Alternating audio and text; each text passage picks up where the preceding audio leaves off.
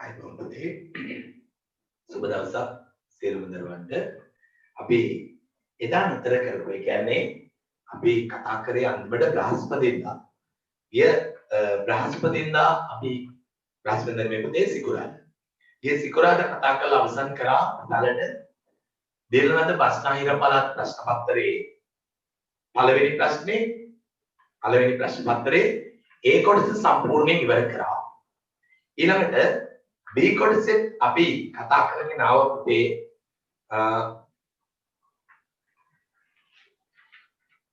පළවෙනි ප්‍රශ්න පත්‍රයම සම්පූර්ණයෙන් ඉවර කළා. දෙවෙනි ප්‍රශ්න පත්‍රය කියන්නේ බස්නාහිර පළාත් දෙපාර්තමේන්තුව දෙවන වාර ඇගීම කියන මේ ප්‍රශ්න පත්‍රය තමයි අපි සාකච්ඡා කරමින් ඉන්නේ.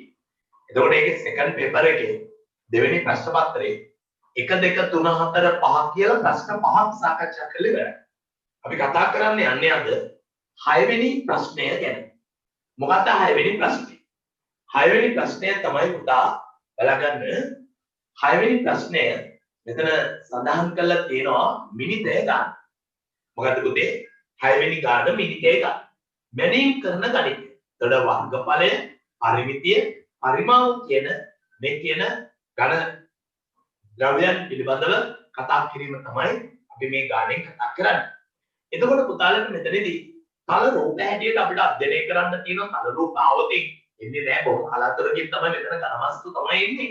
තල රූප ආවතින් පුතේ සමචතුරස්‍රය, ත්‍රිකෝණාස්‍රය, රොම්බස්ය, රොම්බාභය, ත්‍රිකෝණය සහ ත්‍රපීසිය. ඊළඟට ඝනවස්තු හැටියට ආවතින් ඝනකය, ඝනකාභය, ප්‍රිස්මය, සිලින්ඩරය, කේතුව, ගෝලය සහ පිරමීඩය. ඔන්න ඔය විදිහට තමයි තොරතුරු ටික දීලා තියෙන්නේ. මෙන්න මෙහෙම තියෙනවා 6 වෙනි ගාන. අරය R උස 2R වල ඝන ලෝහ සිලින්ඩරයක් උණු කර ඉන් කිසිදු ලෝහ කොටසක් අපතේ නොයන පරිදි අරය වන ඝන ලෝහ ගෝල n ගණනක් සකස් කරනු ලැබේ. මොකද්ද කියන්නේ?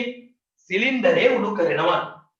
සිලින්ඩරයක් තියනවලු ඒක උණු කරලා සිලින්ඩරේ උණු කරලා හදනවලු පුතේ ගෝල n ගණන. ගෝල n ගණන. එතකොට ගෝල ගණන තමයි n. හදන සිලින්ඩරයේ ඝනවස්තුවේ හදන සිලින්ඩරාකාර ඝනවස්තුවේ දෙලා තියෙනවා. ඒ උණු කරන සිලින්ඩරේ අරය R. උස 2R. ලෝහ සිලින්ඩරේ උණු කරනවා. ඉන් කිසිදු ලෝහ කොටසක් අපතේ නොයන පරිදි අරය වන ඝන ලෝහ ගෝල n ගණන සකස් කරනු ලැබේ. ඝන ලෝහ ගෝල n ගණන සකස් කරනු ලැබේ.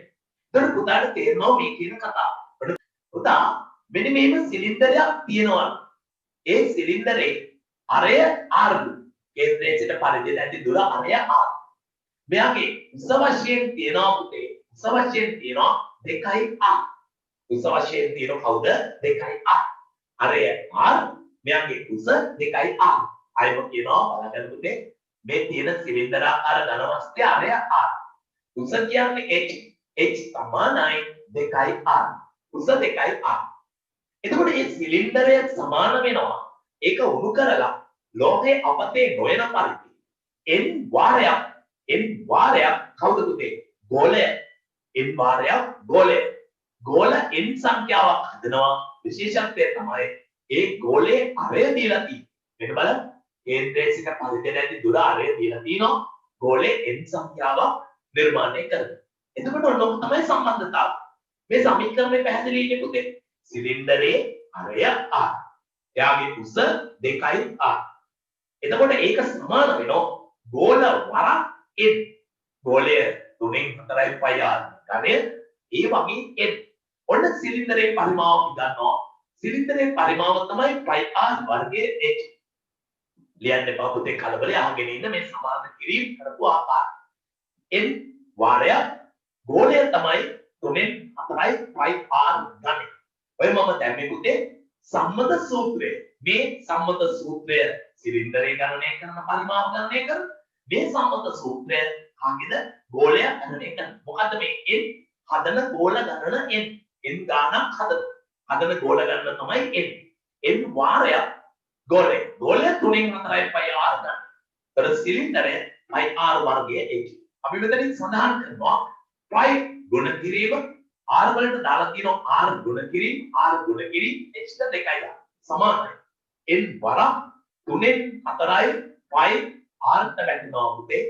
a ගුණ කිරීම a ගුණ කිරීම a. ඇයි r තුනේ බලයනේ. r තුනේ බලය නම් a ගුණ කිරීම a ගුණ කිරීම a. එතකොට අපිට පේනවා මේ පැත්තෙන් පයි කපලා මේ පැත්තෙන් පයි කැපුවාම පයි පයි අයින් වෙනවා. එහෙම නැත්නම් පුතාට පුළුවන් මේ පැත්තේ තියෙන දේවල් මේ පැත්තට ගෙනල්ලාම සුරු කරලා දාන්න. නැත්නම් පුතා දන්නවා මේ පැත්තේ ගුණ කිරීමේ පයි එක මේ පැත්තේ ගුණ කිරීමකට ගමන් ලකුණු දෙපැත්තේ තියෙන නිසා ගුණ කිරීම පයිට ගුණ කිරීම පයි කපලා දාන්න පුළුවන්. එක්වරක් එක එකයි එක්වරක් දෙක දෙකයි දෙකයි r ඝනේ කියලා ඒ පැත්තෙන් n ගුණ කිරීම මෙතන 3න් 4 එනවා ඒ වල ඝනේ කියලා. දැන් පුතා දන්නවා n අකුර තනි කරන්න කියලා තමයි කියන්නේ. බලන්න n සමානයි 2න් 3යි r යට a හි සම්පූර්ණ ඝනේ බව පෙන්නනවා. ඔන්න එතකොට 2යි r ඝනය තියනනේ පැත්තේ. මේ 3න් 4 කියන එක 4න් 3 වෙනවා. 3න් 4 4න් 3 වෙනවා. ඒ වල 3. දැන් පුතේ ඒ වල 3. දැන් අපිට කරපු දේ තේරුණානේ. මෙතන සිලින්ඩරයේ පරිමාව සමාන කරා ගෝල n ගණනක. ගෝලයක පරිමාව 3න් 4යි පයි r ඝනය. සිලින්ඩරයේ පරිමාව පයි r වර්ගයේ h. පයි වැඩි කිරීම r වැඩි කිරීම r වැඩි කිරීම h ට 2යි r. n ගුණ කිරීම 3න් 4 ගුණ කිරීම පයි වැඩි කිරීම a වැඩි කිරීම a වැඩි කිරීම a. එතකොට මෙතන 3න් 4යි පයි 3න් 4යි a ඝනය. එතකොට 3න් 4යි a ඝනය විහිදෙන මුඩයට මාරු වෙනවා. 3 උඩට එනවා. නෑ 3 උඩට එනවා. a ඝනය යටට යනවා පුතේ. මේ බලන්න. 4යි a ඝනය යටට යනවා. 3 උඩට එනවා. 4යි a ඝනය යටට යනවා. 3 උඩට එනවා. 2ට 2 එකයි 4ට 2 2යි. 2ට 2 එකයි 4ට 2 2යි. n සමානයි ඒ පැත්තේ තනි වෙනවා. යටට 2 එනවා උඩට 3 එනවා. මෙතන r වල 3ක් එනවා මෙතන a වල 3ක් එනවා. ඉතින් අපිට පුළුවන් ඊළඟට n කොහොමද තියෙන්නේ? 2න් 3ක් එහෙම තියෙන්නේ. සම්පූර්ණ වරහණක් ඇතුලේ r යට a කියන කෙනාගේ 3 බලය මතු කරා. මොකද r ට 3 බලය ඔට්ටුයි a ට 3 බලය ඔට්ටුයි. එම නිසා r යට a ගේ සම්පූර්ණ 3 බලය කියලා n සඳහා පිළිතුරක් අපට ලබා දෙනවා. අන්න ඕක තමයි අපිට ඒක බව පෙන්නන්නේ. හරිම සරලයි. n සමානයි 2න් 3 වාරයක් r යට a හි සම්පූර්ණ 3 බලය කියලා උත්තරේ කියනවා. අන්න බලන්න. සිලින්ඩරය සමානයි ගෝල වාරයක් n. ගෝලය වාරයක් n. එතකොට n වාරයක් 3න් 4යි පයි r ඝනය. එතකොට 3න් 4 වැඩි කිරීම පයි ගුණ කිරීම a ගුණ කිරීම a ගුණ කිරීම a. පයි පයි දෙපැත්තෙන් කපලා අයින් කරනවා. දෙවරක් 1 2යි දෙවරක් 1 2යි r වල 3 බලය. එතකොට මෙතන n වාරයක් 3න් 4යි a වල 3 බලය කියලා. 3න් 4යි a වල 3 බලය මෙතන යනකොට උඩයට මාරු වෙනවා. අයි පුතේ 4යි a වල ගන්නේ උඩ තිබිච්ච එක යනට යනවා. කියන්නේ ගුණ කරපුවා බෙදීමක් වෙනවා. බෙදපු 3 ගුණ කිරීමක්. 2ට 2 එකයි 4ට 2 2යි. යටට 2 එනවා උඩට 3 එනවා. r වල 3ක් උඩ a වල 3ක් යට. r සහ a එක වරහණක් ඇතුළත ගත්තා. මොකද දෙන්නගේම දර්ශකයේ 3 නිසා පොදු දර්ශකයක් හැටියට 3 ලියනවා. n සමානයි 3 යට 2 වාරයක් r යට a ගේ සම්පූර්ණ 3 බලය කියන්නේ. මේක තමයි අපිට සඳහන් කරලා තියෙන්නේ n වෙනි අංකය. ඊළඟට අපිට කියනවා ඒකේ රෝමිලක්නම් 2. අහගන්න පුතා. ඍජු ඝන සිලින්ඩරයේ අරය. අර කුඩු කරන සිලින්ඩරයේ අරය. මෙන්න මේ සිලින්ඩරයේ අරය දීලා තියෙනවා පුතා. සිලින්ඩරයේ අරය 7.2 ගෝලයේ අරය ඒ කියන්නේ ගෝලයේ අරය කියන්නේ a. සිලින්ඩරයේ අරය කියන්නේ r. ගෝලයේ අරය a. a කියන එකට අගය දීලා තියෙනවා 4.75. සෑදිය හැකි උපරිම ගෝල සංඛ්‍යාව ලඝු ඝනක වගු භාවිතයෙන් ලඝු ඝනක වගු භාවිතයෙන් ඒ කියන්නේ හදන්න පුළුවන් උපරිම ගෝල ගාන කියලා අහනවා ලඝු ඝනක වගු භාවිතය. ඒ කියන්නේ n හොයන්න කියලා කියන්නේ n හොයන්න කියලා කියන්නේ කාගෙන්ද ලඝු ඝනක වගු භාවිතය. r කියලා කියන්නේ සිලින්ඩරයේ අරය. a කියලා කියන්නේ ගෝලයේ අරය. සිලින්ඩරයේ අරයයි ගෝලයේ අරයයි අපිට අපිට මෙතෙන්ට ආදේශ කරන්න තමයි තියෙන්නේ. බලන්න පුතේ. ලෝභ ඉලක්කම් දෙක දාලා අපි ඉස්සර වෙලාම n සමානයි දෙකෙන් 3 වාරයක් r යට a ගේ සම්පූර්ණ තුන කියන පළමුව මේ සූත්‍රය ලියමි. ඊළඟට n සමානයි දෙකෙන් 3 වාරයක් r වෙනුවට දීලා තියෙන අගය ආදේශ කරනවා. r වෙනුවට දීලා තියෙන අගය ආදේශ කරනවා. ඒක 7.2. ඒක බෙදනවා පුතේ a වෙනුවට දීලා තියෙන අගය, ඒ කියන්නේ ගෝලයේ අගය a වෙනුවට දීපු අගය 4.75. වරහන වැළුවා යාගේ තුනේ ඵලය කියලා.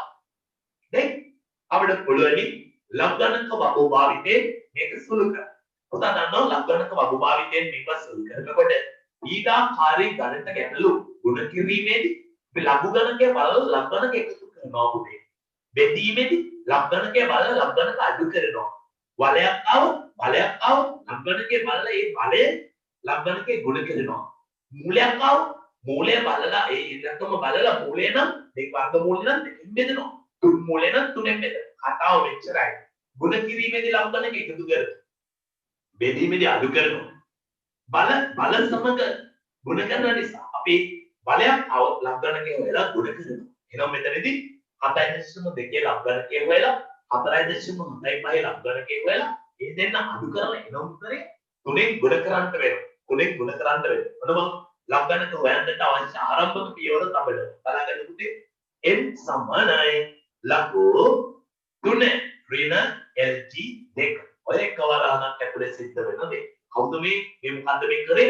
පුතේ 3 බෙදීම 2 කියන එක ලියා ගන්න ඕක ඇරිනා. ළඟට ගුණ කිරීමනේ. ගුණ කිරීම නිසා තමයි.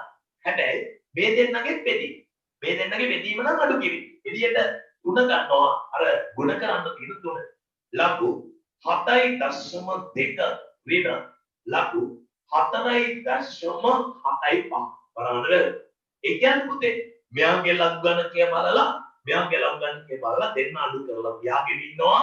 ඊළඟට මෙයාගේ ලඝු ගණකය වෙලා එයා කෙනාගේ ලඝු ගණකය වෙලා ඒ ලඝු ගණක දෙක අඩු කරලා ඒ උත්තරේ 3ෙන් ගුණ කරලා තියාගෙන ආගේ ලඝු ගණක දෙක එකතු කරලා ඒ උත්තරේ ප්‍රතිලඝු බලන එක තමයි මෙතනදී කරන්නේ. තේරුණාද?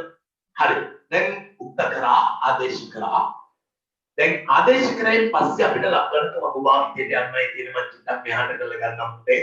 n සමානයි 3 කිව්වම පූර්ණ සංඛ්‍යා ස්ථාන 1යි. එතන පටන් ගන්න පුතා 0.5. ඉලක්කම් 4කට පස්සේ අඩු කිරීම. 2 කිව්වම පූර්ණ සංඛ්‍යා ස්ථාන 1යි. 1යි කියලා කියන්නේ එතකොට එතනක් තියෙන පුතේ 0.5. ඊට පස්සේ වරහන වැවුවා ධන 3 වාරයක් 7 කිව්වම පූර්ණ සංඛ්‍යා ස්ථාන 1යි.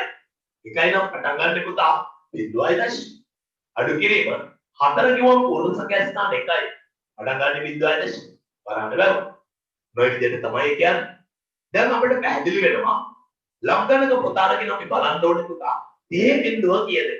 ලබ්ධනක පොත අරගෙන බලන්න ලබ්ධනක පොතේ බලන්න මේ බිඳුව කීයද? මේ බිඳුව තමයි 47.71. 47.71.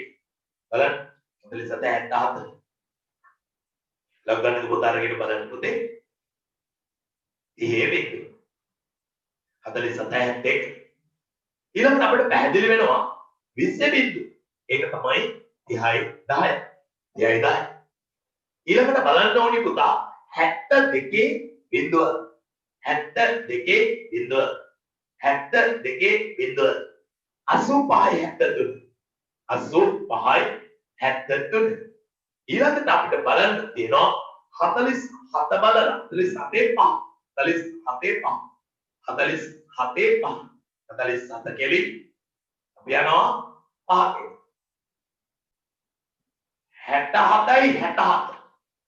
67.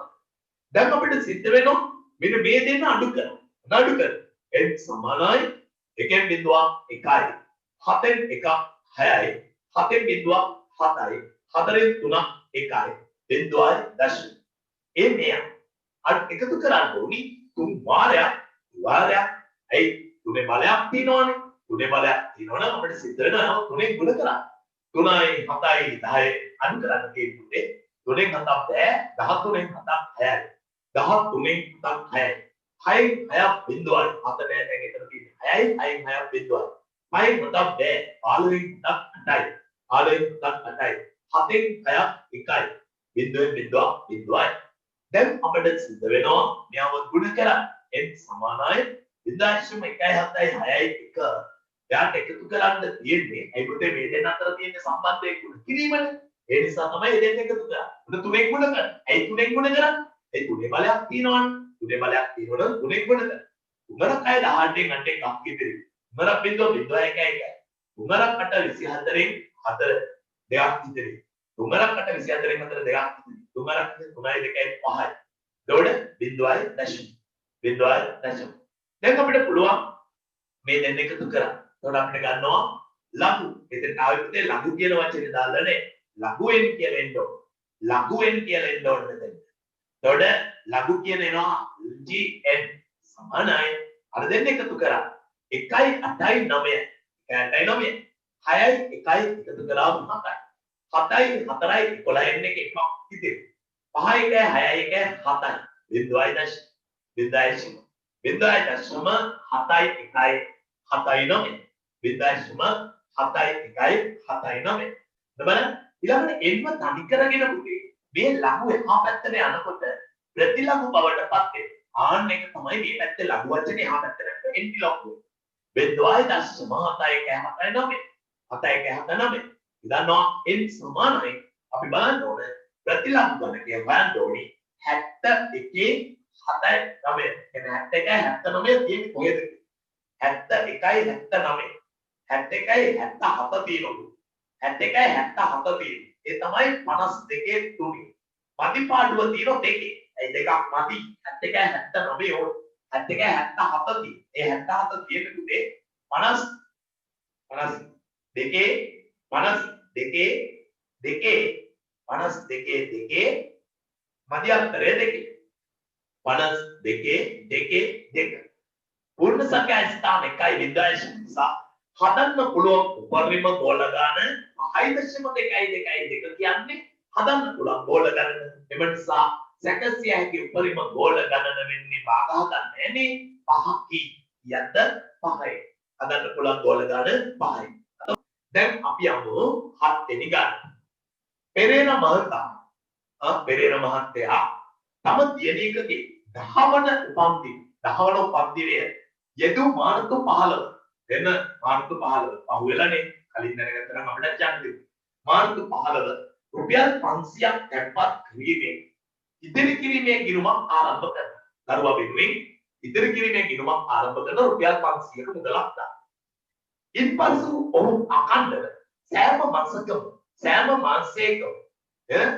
15 වන දින පෙර මාසයේ තැන්පත් කළ මුදලට වඩා අනුකූලේ එන හැම මාසෙම 15 වෙනිදා පෙර මාසයේ තැන්පත් කළ මුදලට වඩා රුපියල් 50 වැඩිපුර තැන්පත් කරනවා. ඒ කියන්නේ පුතේ පළවෙනි මාසයේ මාර්තු මාසයේ 10 වෙනි උපන්දිනේට රුපියල් 500ක් දාලා account එක ආරම්භ කරනවා. ඕපන් කරනවා.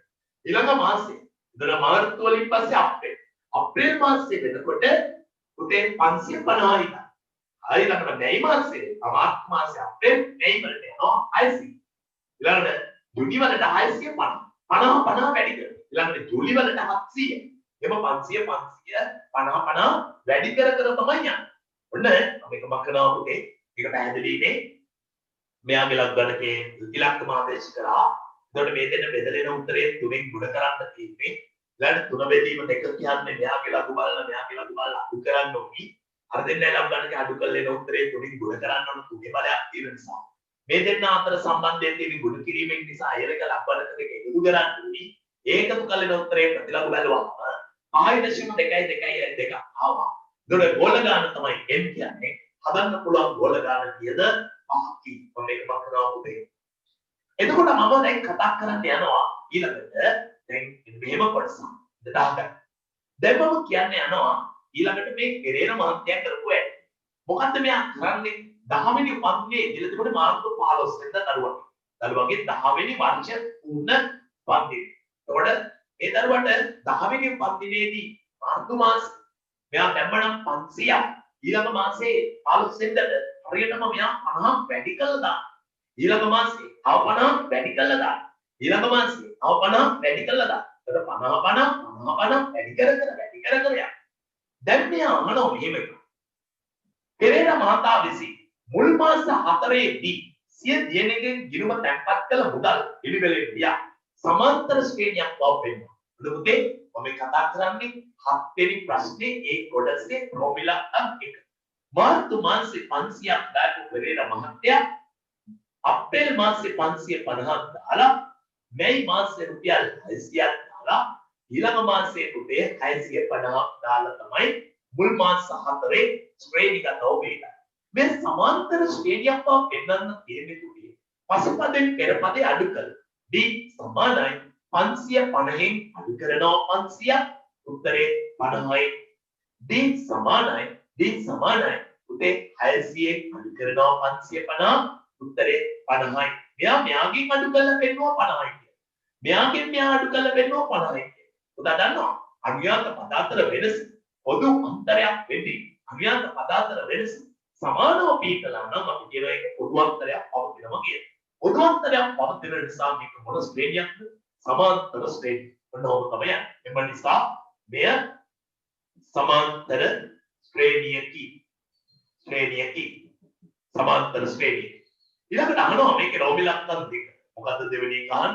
උදේ අහනවා මෙන්න මේ පෙරේරා මහතා සිය දියණියකගේ 13 වන උපන්දිනයට තැන්පත් කරන ලද මුදල කොපමණද?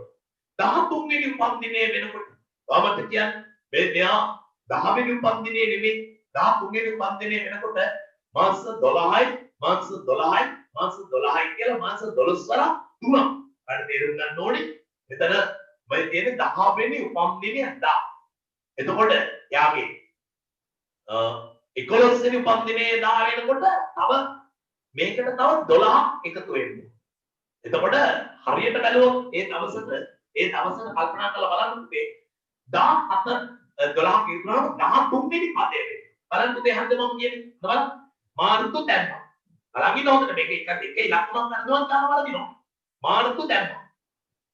මාර්තු අප්‍රේල් මැයි ජූනි ජූලි අගෝස්තු සැප්තැම්බර් ඔක්තෝබර් නොවැම්බර් දෙසැම්බර් ජනවාරි පෙබරවාරි මාර්තු.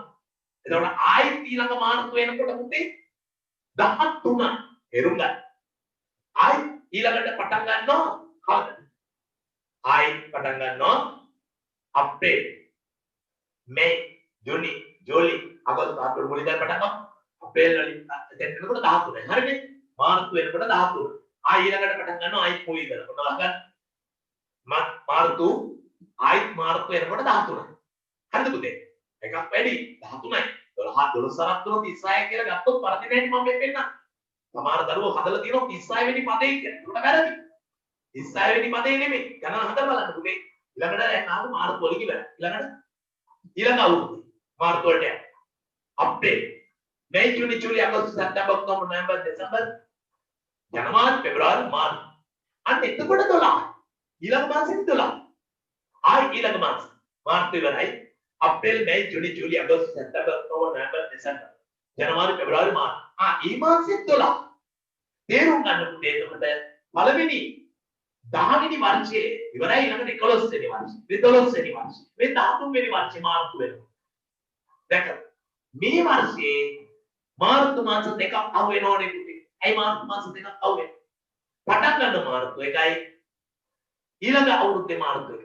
එහෙම මාස 13ක් වෙනවා. එතන 12යි 30යි 37 වෙනි පදේ වුණා. උතර මම කියන එක තේරෙන්නේ නැහැ. මෙයා 10 වෙනි වර්ෂ පූර්ණ වන මාර්තු මාසේ රුපියල් 500ක් දාන. පළවෙනි පදේ මාර්තු. අප්‍රේල් මැයි ජූනි ජූලි අගෝස්තු සැප්තැම්බර් ඔක්තෝබර් නොවැම්බර් දෙසැම්බර් ජනවාරි පෙබරවාරි මාර්තු කියන්නේ එතකොට ඊළඟ මාර්තු වෙනකොට 13යි. හරිනේ. එතකොට මේක තමයි වෙන්නේ. දැන් මාර්තු මාසේ දැන් සල්ලි දාලා. මේකට ඒක අයිති.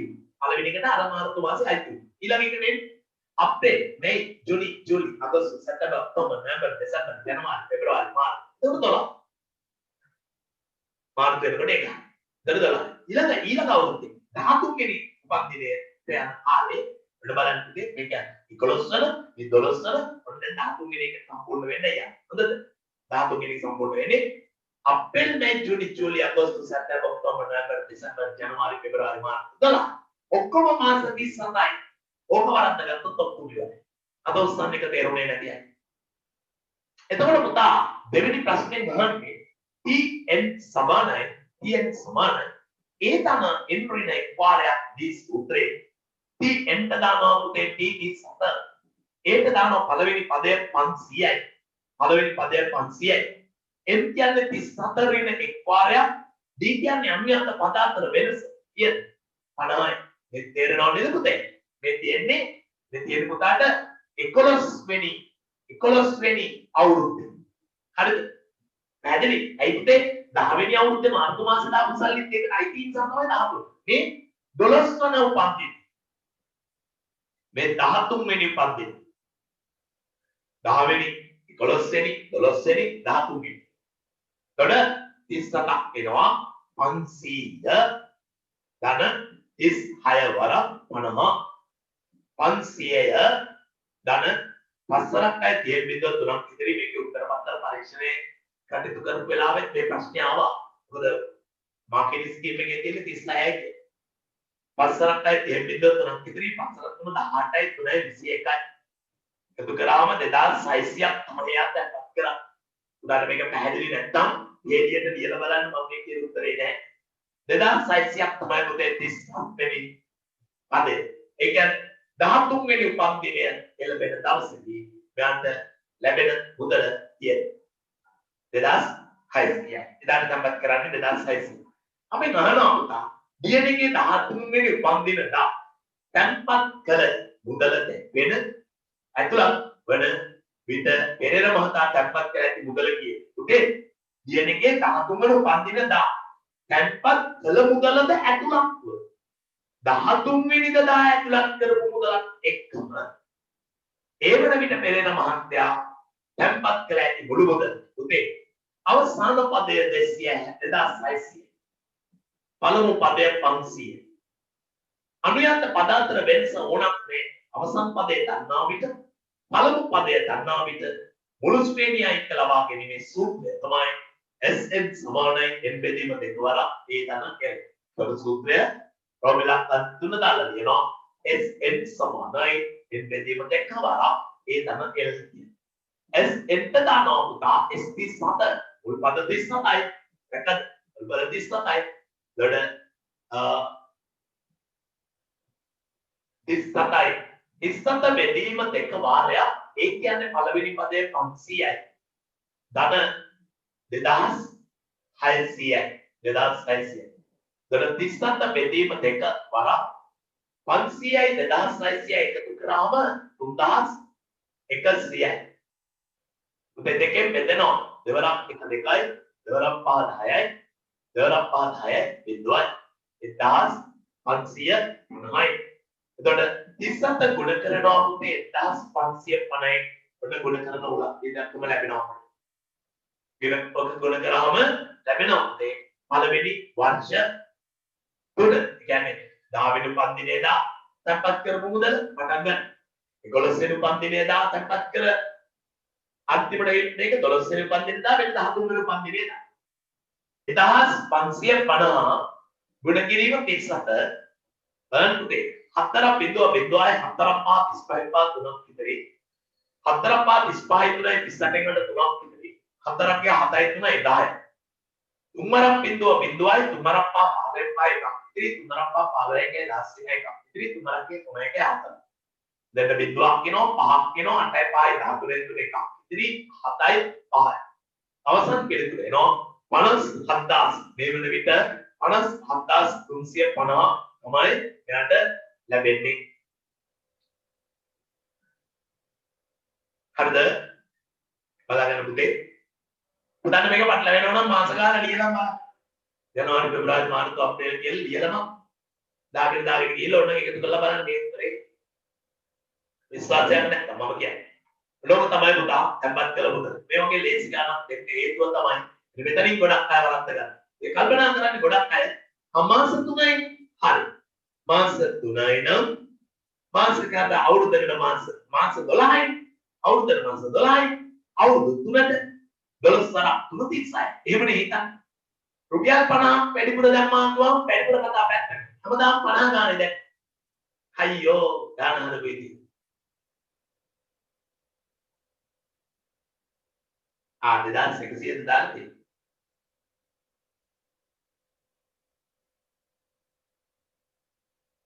එතන 1800යි.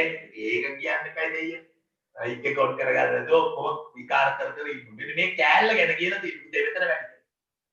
බිඳුවයි පස්සරක්යි 30 බිඳුව 3ක් ඉතිරි පස්සරක් 3 15යි 3යි 18. ඒතර මෙතෙන් එන්නේ 2100යි. 2000 බිඳුවයි 8යි 5යි 13යි 3 එකක් ඉතිරි 2300යි. හරි. 2300යි මෙතෙන් එන්නේ. හරිනේ. 2300යි 2800යි. ඊට වඩා ලේසියෙන් ගන්න හදන්න පුළුවන් 2800යි. එතකොට මෙතෙන් එනවා 1400යි. 1437න් ගුණ කරමු. හරිද පුතා? 2300. උදේ 37 වෙනි පදය 2300යි. එතකොට SN සමානයි බෙදීම දෙකවරක් ඊළඟ සූත්‍රයේ වල බලවන්කම තියෙනවා. 37 බෙදීම දෙකවරක් ඒ කියන්නේ පළවෙනි පදේ. L කියන්නේ අවසාන පදේ. 37 වෙනි පදේ. එකතු කරලා උත්තරේ එතන 2800යි. එකකින් බෙදුවාම 1400යි. 37 වැඩි කරන්න ඕනි 1400යි. 1400 ගුණ කරනවා 37. 4ක් බිඳුවයි 4ක් අතර 28 ගන්න දෙකක් ඉතිරි. 4ක් 7යි 2යි 9යි. 3ක් බිඳුවයි 3ක් අතර 12යි 2ක් ඉතිරි. 3ක් 3යි 4යි. බිඳුවයි 8යි 11යි 2ක් ඉතිරි 5යි. සමානයි 51800යි කියලා අවසන් පිළිතුර ලැබෙනවා. හරි. මොනවද යන්න ඊළඟට වෙලාව ගන්න වැඩි. 2,6,18 ගාන 2,6,18 කියන රටාවේ 54 කියලා තියෙන තව එක. 54 කියන රටාවේ 7 වෙනි පදේශ මොකක්ද 7 වෙනි පදේ කියන්නේ? 7 වෙනි පදේශ මේ සංඛ්‍යා රටාවේ 7 වෙනි පදය සූත්‍රය තමයි Tn සමානයි AR හෙන්රි එකේ බලය. මේක ගුණෝත්තර ශ්‍රේණියක් නේ පුතේ. ගුණෝත්තර ශ්‍රේණික ඕනෑම පදයක් වෙන සූත්‍රය තමයි Tn සමානයි AR හෙන්රි එකේ බලය. උදාහරණයක් මේකේ A වලගේ 2යි. R වලගේ වෙන්නේ පසුපදය 6යි පෙර පදය 2යි. 6 බෙදනවා දෙකෙන් උත්තරේ 3යි. Tn ට දානවා කීයද පුතේ Tn ට දාන්න? n වෙනි පදේ 7 වෙනි පදේ නේද? ඔව් T7. A සඳහා 2 දානවා R සඳහා 3 දානවා. R සඳහා 3 දානවා 4 වෙනි එක. 2 ගුණ කිරීම 3 6. 2 ගුණ කිරීම 3 6 කියන්නේ 3 3 9යි. 9 3 27යි. 81යි. 243යි. 729 ගුණ කරන්න පුතේ 3 3 9 9 3 27 27 3 81 81 පරක් 3 243 243 729 දෙවරක් 9 18 මට එකක් ඉදිරි දෙවරක් 2 4යි 1යි 5යි දෙවරක් 7 14යි අවසන් උත්තරේ 2458යි මේ සංඛ්‍යා රටාවේ n වෙනි පදය En සමානයි AR හෙන්රි එකේ බලය. ගුණෝත්තර ශ්‍රේණියක ඕනෑම පදයක් සෙවන සූත්‍රය. පළවෙනි පදය A සඳහා දැම 2. පොදු අනුපාතය A සඳහා දැම R සඳහා දැම 3. n කියන්නේ 4 ඍණ 1. 7න් 1ක් 6යි. 3ේ 6. 3 3 9 9 3 27යි 27 3 81යි. 81 පරක් 243යි. ඒක 3ෙන් වැඩි කරාම ඔන්න එනවා 3 6 729. දෙකෙන් ගුණ කරාම 1458යි කියලා අවසන් පිළිතුරේ. පහත දැක්වෙන නිර්මාණ සඳහා CM පරිමාණ සරල ධාරයක් කම කටුවක් පමණක් භාවිතා කරන්න. නිර්මාණ රේඛා පැහැදිලිව දක්වන්න.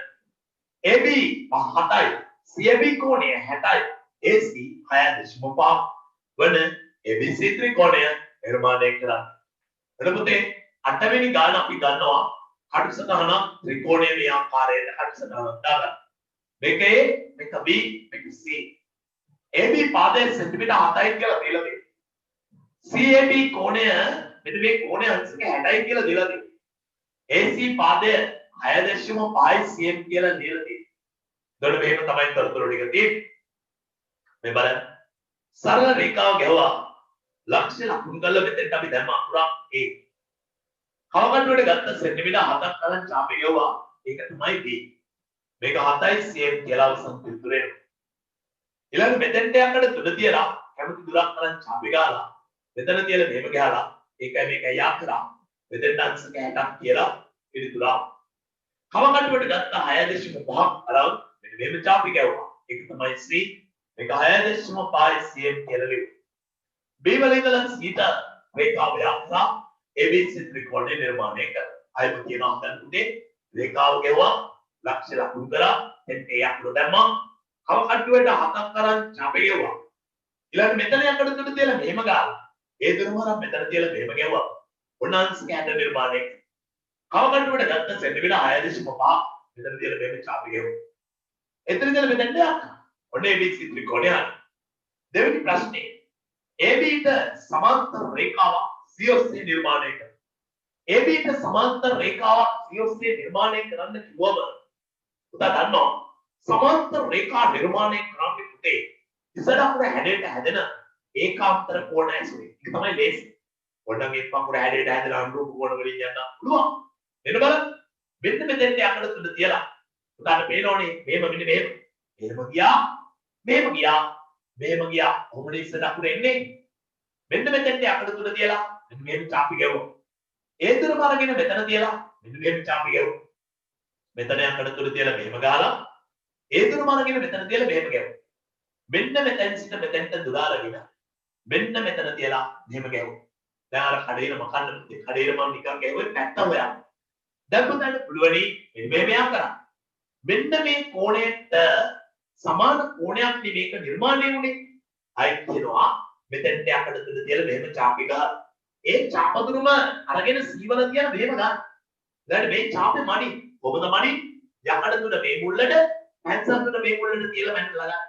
ඒ දුර අරගෙන මෙතන තියලා මෙහෙම ගන්න. ආනිස දක්වර නිර්මාණය කරනවා. මේ කෝණයට මේ කෝණය සමාන නිසා ඒ කාන්තර කෝණ සමාන වන නිසා මේ රේඛාවට මේ රේඛාව සමාන්තරව නිර්මාණය වෙනවා. ඊට පස්සේ අපි අහනවා තව ප්‍රශ්නයක්. BC රේඛාවේ ලම්බ සමච්ඡේදක නිර්මාණය. කවුද පුතා BC රේඛාව? මේ තියෙන්නේ ABC රේඛාවේ ලම්බ සමච්ඡේදක. මොකද පුතේ ලම්බ සමච්ඡේදක නිර්මාණය කරන විදිය රේඛාවේ භාගයකට වඩා පොඩ්ඩක් වැඩිපුර අරගෙන මෙන්න මෙතෙන්ට යකඩ තුඩ තියලා මෙහෙම ගහලා මෙහෙම ගහලා මෙතෙන්ට යකඩ තුඩ තියලා මෙහෙම ගහලා මෙහෙම ගහලා ඒකයි මේකයි යා කරනවා ලම්බත් වෙනවා සමච්ඡේදනයක් වෙනවා. ලම්බ සමච්ඡේදන නිර්මාණය කරනවා. ඊළඟට කියනවා ඉහත නිර්මාණය කරන සමාන්තර රේඛා. ඉහත නිර්මාණය කරපු සමාන්තර රේඛා මේ රේඛාව උදේ BC රේඛාවේ ලම්බ සමච්ඡේදක. මේ ලම්බ සමච්ඡේදකයි ඒකයි දෙන්න හමු වෙන ස්ථානේ දීලස ලකුණු කරනවා. ඒ ලම්බ සමච්ඡේදකේ දික් කළා ඒ රේඛාවයි ලම්බ සමච්ඡේදකයි දෙක හම් වෙන තැන දීලස නම් කළා ABDC චතුරස්‍රය සම්පූර්ණ කරා. මේක ආකාරයෙන් විතරයි තියෙන්නේ චතුරස්‍රය සම්පූර්ණ කරා. චතුරස්‍රය සම්පූර්ණ කරා. CD හා BD දුර අතර සම්බන්ධතාවය. හරි බලේසි. ලම්බ සමච්ඡේදකයේ මත පිහිටන ඕනම ලක්ෂයක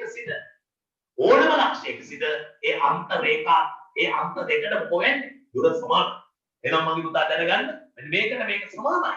අපි ලියන්න ඕනි CD පාදය සමානයි BD පාද. හේතුව ලම්බ සමච්ඡේදකයේ මත BPD ලම්බ සමච්ඡේදක අපිට වඩාත් මේක ලියනවා BCE ලම්බ සමච්ඡේදකයේ මත DPD BCE ලම්බ සමච්ඡේදකයේ මත DPD BCE ලම්බ සමච්ඡේදකයේ මත DPD සොරේකින්ද ප්‍රදීපාගාරයේ සිට මීටර් 100ක් දුරින් මොහොතේ පේටි දීනම් බෝට්ටුවක සිටින නිරීක්ෂකයෙකුට ප්‍රදීපාගාරයේ මුදුනේ අංශක θ ආරෝහණ කෝණයකින්ද නිරීක්ෂණය විය. රූපය බලන්න.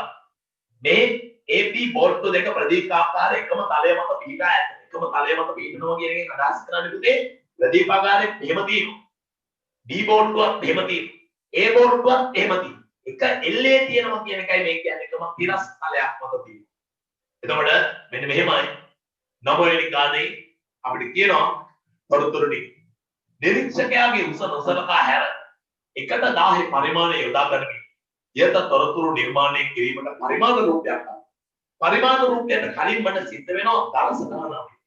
එතකොට පරිමාණ රූපයට කලින් දල සටහනක් ගන්න. ප්‍රදීපාගාරය උසයි මීටර් 60ක්. ප්‍රදීපාගාරය උසයි මීටර් 60ක්. මුද්‍රයේ ඉඳලා බලන කෙනෙකුට A නැමැති බෝට්ටුවක් මෙතන තියෙනවා. B නැමැති බෝට්ටුවක් මෙතන තියෙනවා. හරිද? මෙන්න මුද්‍රයේ ඉන්න කෙනාගේ ඇස් මට්ටම උදේ. මුද්‍රයේ ඉන්න තැනත්තා A නැමැති බෝට්ටුව දෙස බලන අවරෝහණ කෝණෙ. තේරෙනවද පුතා?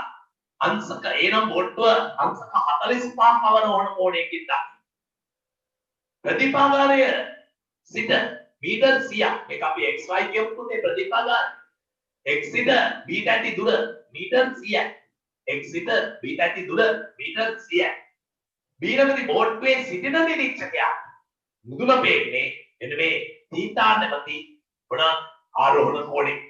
θ නැමැති ආරෝහණ කෝණය. හරිද? ඔන්න තොරතුරු ටික ඇතුළත් කරනවා. දැන් අපිට කියන කාරණාව මෙච්චරයි. 1/1000 පරිමාණයට යොදා ගැනීම යත තොරතුරු මෙතන ත්‍රිකෝණික බව තියෙනවා. යත තොරතුරු පරිමාණ රූපයකින් මොකද පුතා 1/1000 කියන එකේ තේරුම 1/90000 කියන එකේ තේරුම තමයි සිද්ධියමේ එක ඇත්ත සයිස් එක 1000 ගුණයකින් ලොකු. එහෙනම් අපිට මේ සැබෑ සයිස් එක දීලා තිනවා අපි xy ටික ලබා ගැනීම සඳහා 60 මීටර කියන එක බෙදා දක්වන්න ඕන 1000. පුතා දන්නවා 60 1000න් බෙදන්න බෑනේ. අපිට පුළුවන් එහෙනම් මේ 60යි මීටර කියන එක තව 100කින් ගුණ කරලා මොනවාද සෙන්ටිමීටර බවට මෙයා පත් කරගෙන ඕම් යාව 1000 බෙදලා බිංදු 3 කපනවා. ඒක සෙන්ටිමීටර 6ක් කියලා වෙන්නේ. ඔච්චරයි නේරුත්තේ දිගක් තියෙන්නේ. පරිමාණයට උදා කරනකොට අපිට කෙලින් තියෙන ප්‍රතිපාගාරය පෙන්වන්න වෙන්නේ සෙන්ටිමීටර 6යි. අපිට පෙන්වන්න වෙන්නේ ආ සෙන්ටිමීටර 6යි. මම පරිමාණ රූපය අඳින්න පටන් ගන්නවා. සරල රේඛාවක් ගහලා ප්‍රතිපාගාරයේ පාමුල x කියලා අරගෙන කෝණමානෙ මෙන්න මෙතන තියලා පුතේ. හරියටම අංශ 90 ගන්න ඕන. ගත්තේ නැත්නම් අපේ ගාන වරදින. හරියටම අංශ 90 බේරපු තැන අල්ලගෙන කෝණමානෙ අයින් කරනවා. කෝණමානෙ අයින් කළා පුතේ කෙලින්ම ප්‍රතිපාගාරයේ පිහිටු. ඍජු කෝණිකව ප්‍රතිපාගාරයේ පිහිටන්න ඕන නැත්නම් ගාන වරදින. ඍජු කෝණිකව පෙන්න. ඒක දිගයි බලන්න ප්‍රතිපාගාරයේ උසයි සෙන්ටිමීටර් 6. 1/1000 පරිමාණයට අනුව මීටර් 60ක් වෙච්චි මෙව මීටර් 60ක් වෙච්චි මේ ප්‍රතිපාගාරය අපි 60යි මීටර කියන එක 1000 බෙදුවම 1/1000 පරිමාණ සාධක. ඔයාලා දන්නවා 60 මීටර එක සෙන්ටිමීටර කරන් 100ෙන් ගුණ කරා. 60 100ෙන් ගුණ කරාම 6000. 6000 1000න් බෙදුවම සෙන්ටිමීටර 6. කවකටුවට ගත්ත සෙන්ටිමීටර 6ක් අරන් ඡාපේ ගෙවුවා. ඒක තමයි පුතේ y. මෙතෙන්ට සෙන්ටිමීටර 6ක් කියලා ලකුණු කරගන්න. එතෙන්ට සෙන්ටිමීටර 6ක් කියලා ලකුණු කරගත්තා. ඊට පස්සුව ආයත සරයක් කෝණමානෙ අරගෙන මගේ පුතා කෝණමානෙ හරවන මේ පැත්තට ඔයා ගන්න ඕන මේකගේ ඇස් මට්ටම මෙහෙම. ඇස් මට්ටම ගන්න මේ. හරිද? ඒ තමයි ඇස් මට්ටම. ඒ පොළවට සමාන්තර රේඛා. ඇස් මට්ටම ගත්තේ නැත්නම් ඍජු කෝණිකව හරියට මංස 90කින් දෙතනින් ගන්න වරදී. එයාම තනම හරියට කරන්න. ඊට පස්සේ පුතා මෙතන අවරෝහණ කෝණය අංශ 45 නේ. ඒක පෙන්නන්න කෝණමානෙ කියන්න ඕන ආයි ඇස් මට්ටම ඇදපු රේඛාවට හරියටම සමපාත වල පරිදි. උඩින් ඉඳලා පල්ලෙහාට 45 අරගෙන ඔන්න ලකුණු කළා කෝණමානෙ අයින් කරනවා. ඒ කෝණමානෙ අයින් කරලා පුතා මෙන්න මෙහෙම 45 ලකුණු කරනවා. ඒක ගිහිල්ලා පතනය වන ස්ථානය තමයි පුතේ අකුර A. ඒතර මෙතන ඉඳලා මෙතෙන්ට අවරෝහණ කෝණය අංශක 45ක් බව සටහන් කරන්න. රීතලෙන් පල්ලෙහාට ගමලා පෙන්වුවාම ඒක අවරෝහණ කෝණය බව පැහැදිලි. ඇස් මට්ටම ගැහුවේ කෝණමානෙ කියලා ඍජු කෝණික x අකුරදී ප්‍රතිපාගාරයේ සිටෙව්වේ ඍජු කෝණිකව කෝණමානෙ තියා ඊළඟට අර ඇස් මට්ටම උඩට ඇස් මට්ටම මතට කෝණමානෙ තියලා 45 අරගෙන ගිහිල්ලා මේක පතන ඒකට තැන තමයි A. ඊළඟට අපෙන් අහන ප්‍රශ්න මොකක්ද? මීටර 100ක් දුර මට ඒක අමතක වුණානේ. පුතේ xp දිග මීටර 100යි. එහෙනම් ඒ තැන තමයි B පීට. කොච්චර ඈතින්? ඔන්න මම එකක් හොයන්න ඕන. xp සමානයි 100යි මීටර. ආන්ගයා බෙදනවා 10. 10න් 100 බෙදන්න බෑනේ. එහෙනම් අපි මේක මීටර සෙන්ටිමීටර කරගන්න තව බිංදු දෙකක් දාන්න. ඇයි බිංදු දෙකක් දාන්නේ? ඇයි දරුවෝ මීටරයට සෙන්ටිමීටර 100යි 100යි ඒ නිසා බිංදු දෙකක් ගන්න මේ අලුතෙන් වැඩි බිංදු දෙක. දැන් අපිට පේනවා 100 සෙන්ටිමීටර කරාම මීටර 100 ඔය ප්‍රදීපාගාර පහමුල සිට B නැමැති බෝට්ටුවට ඇති දුර මීටර 100. මේක බෙදුව 10යි. මීටර 100 බෙදන්න බැහැනේ. ඒක සෙන්ටිමීටර කරා 100ෙන් ගුණ කරලා. එතකොට ඒක 10000. බිංදු තුන දැන් කැපෙනවා. ඔන්න උත්තරයක්. අවසන් පිළිතුරේ. සෙන්ටිමීටර 10යි පුතේ මේක දිග. මම ඒක කලින් හදා ගන්න ඕන එක. දැන් ගන්න අඩි රූලට x වල ඉඳලා 10ක් එන තැන ලකුණු කරලා r කෙතෙන්ට b කියලා දාලා මෙතන ඉඳලා මෙතෙන්ට මෙහෙන්න මෙයා හැදෙලි පුතේ. මෙතන ඉඳලා මෙතෙන්ට මෙන්න මේ ආකාරයට යක් කරන එක තමයි කරන්නේ. එහෙම යක් කළා ඉවර වෙලා ඒක b කියලා ලකුණු කරනවා. කොහොමයි පුතේ සටහන් කරන්නේ. ඊට මෙතන ඍජුකෝණික බව දාන්න ඕනි. ඔන්න ඔය ඉතරතුරු ටික දාන්න. මෙතනත් අපිට මෙහෙම අරගෙන θ කියලා දාන්න පුළුවන්. මොකද ඒක කියලා තියෙන්නේ θනේ. පරිමාණ රූපය. තව මෙතන ඉඳලා මෙතෙන්ට දුර. කොහොම පෙන්නලා ලස්සනට මේක 10යි 100යි කියලා දාන්න පුළුවන්. ඔය ඉතරතුරු ටික තමයි තියෙන්නේ. දැන් අහන ප්‍රශ්න මොනවද? ඒ ඇසුරේ θ හි ආරෝහණ කෝණයක් AP බෝට්ටු දෙක අතර සැබෑ දුරක් ගන්න. කියන්නේ පුතේ θ හි ආරෝහණ කෝණය වයන් කොහොමද කියන්නේ? දරුවනේ පැනලා ගන්නේ. පැනලා ගන්න පුළුවන් නේ. මේ බලන්න. මෙතන ඉඳලා මෙතෙන්ට දුර මනින්නත් පුළුවන්. කොණමානේ. මෙන්න මේක මනින්නත් පුළුවන්. කොණමානේ නෙමෙයි පුතේ දුර මනින්න ඉරුනේ. θ ගේ කොණමානේ මෙන්න මේ ආකාරයට කියන. හරියට ඇන්නේ ඒකයි. රසකටම ඇඳලා ගන්න. අන්න ඒක බැලලා ලියනවා. මොනවාද? θ හි යගේ. ඒක ලියුවා. ඊට පස්සේ AB දුර ගන්නවානේ. AB දුර අරගෙන ඒක ගුණ කරන්න ඕනේ පැටියෝ 1000. මොකද පරිමාණ සාධකේ 1000යි. ගුණ කරාම 10යි එන්නේ සෙන්ටිමීටර වලින්. එයා මීටර කරන්න නැවත 100 බෙදන්න. එයා මීටර කරන්න සෙන්ටිමීටර කරන්න 100 බෙදන්න. ඒක ඉතින් 6 වසර කොටසක් මේ. මීටර සෙන්ටිමීටර කරන්න 6 බෙදනවා 100 බෙදනවා කියන්නේ. දැන් මෙතන 10යි ගුණ කරන්නේ 1ට 1000යි කියන පරිමාණ සාධකේ නිසා. θ ගේ කීයද බලන්න. θ හි අගය අංශක 30යි. හොඳයි. ඒක කොණමානේ මලින්න තියෙන්නේ. හරියට ඇන්නේ නැත්නම් දානවා බලන්න. 30යි. AB දිග කීයද පැටියා? AB සෙන්ටිමීටර 4යි. පුතාගේ ඔය උත්තරේ වැරදි. මොකද පුතේ බෝල්ට් දෙකක් අතර දුර සෙන්ටිමීටර වලින් කිව්වොත් එහෙම මොකෝ වෙන්නේ? ඒ නිසා පුතා මේක ගුණ කරලා පෙන්නන්න ඕනේ කාගෙන්ද? 1000. ඇයි 1000 ගුණ කරන්නේ? 1ට 1000යිනේ. AB දිග අතර දුර අහන්න සැබෑ දුර. සැබෑ දුර බලන්න 1000 ගුණ කරනවා 4000ක් එනවා සෙන්ටිමීටර. එයා මීටර කරන්න 100 බෙදනවා 40ක් මීටර කියලා අවසන් පිළිතුර ලැබෙනවා. අපිට කියනවා මෙන්න මෙහෙම දෙයක්. 10 වෙනි ගාන. ABC ත්‍රිකෝණයේ AB සහ AC පාදවල මධ්‍ය ලක්ෂ පිළිවෙලේ හා QA දික්කල PQ පාදේ AQ රේඛාව හා BAට සමාන්තරව සියහලා ඇති රේඛාව ආ හමුවේ බලා ගන්න පුතා. මම 10 වෙනි ගාන කියනවා 10 දානෙන් අහගෙන ඉන්න මේක බැරි නෑ. 10 උනාවෙන් අහගත්තොත් තේරෙනවා. රූප සටහන ඇද ඒ තොරතුරු ඇතුළත්. ලොකතේ මම ABC ත්‍රිකෝණයක් අඳිනවා. මේ අඳිනකොට පෙරේතවට චූටි රූප සටහන් අඳින්න එපා. ABC ත්‍රිකෝණය. AB පාදේ AC පාදේ මධ්‍ය ලක්ෂ පිළිවෙලින් P හා Q වේ. මේ දෙක කොහොම යක් කරලා රේඛාවක් මම ඇඳා.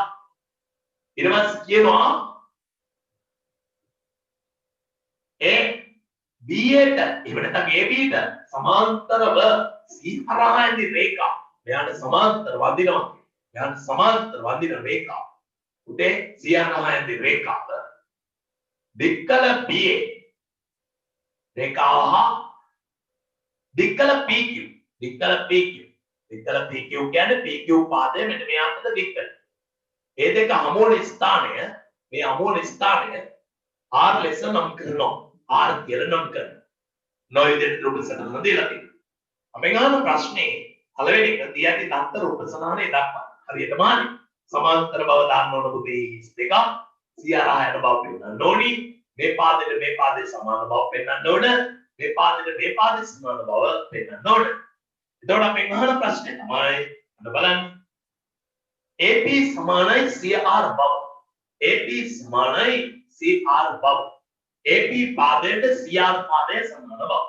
උදාට මම මීට කලින් කියලා ඇති කිසියම් ත්‍රිකෝණයකට සම්බන්ධ අංග දෙකක් පාද දෙකක් හරි කෝණ දෙකක් හරි සමාන බව පෙන්වීම සඳහා ඔබට සිද්ධ වෙනවා ඒ ත්‍රිකෝණ දෙකේ ඒ පාද දෙක සමාන කරන්න එක්ක ත්‍රිකෝණ දෙක අංග සම කරන්න ඕනි කොහොම හරි. දැන් බලන්න පුතේ මේ ත්‍රිකෝණ දෙක. ඒ කියන්නේ මේ AP පාදයක් CR පාදයක් සම්බන්ධ වෙච්චි මෙන්න මේ ත්‍රිකෝණ දෙක උදාට අංග සම කරන්න කොටක් පෑදෙනවද කියන්නේ. ඔව් පෑදෙනවා. මෙන්න මේ කෝණයට මෙන්න මේ කෝණය සමානයි. ඒකට හේතුව පුතේ ප්‍රතිමුඛ කෝණ.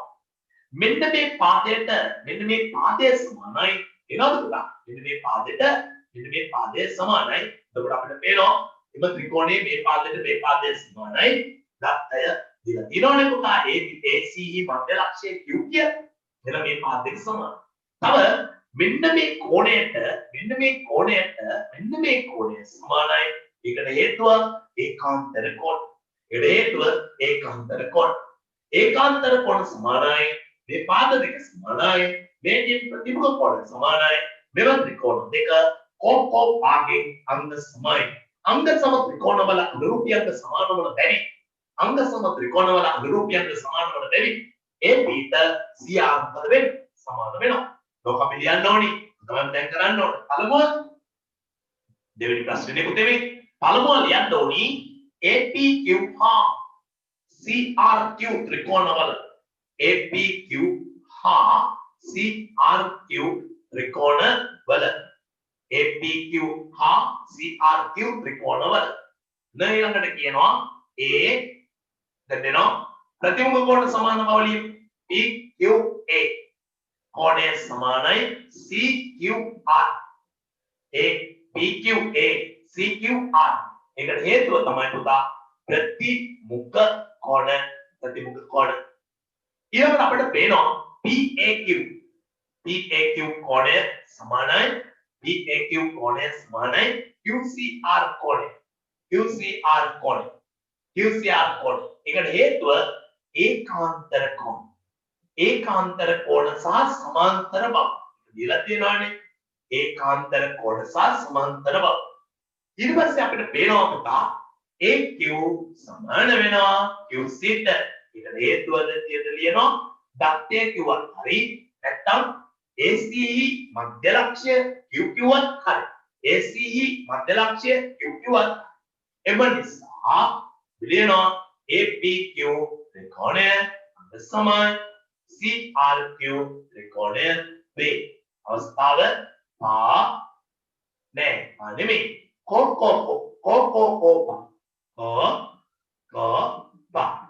කොපා අවස්ථාව. ඊළඟ පේළියේ ලියනවා අංග සම ත්‍රිකෝණ වල අනුරූපීයන්ට සමාන වන බැරි.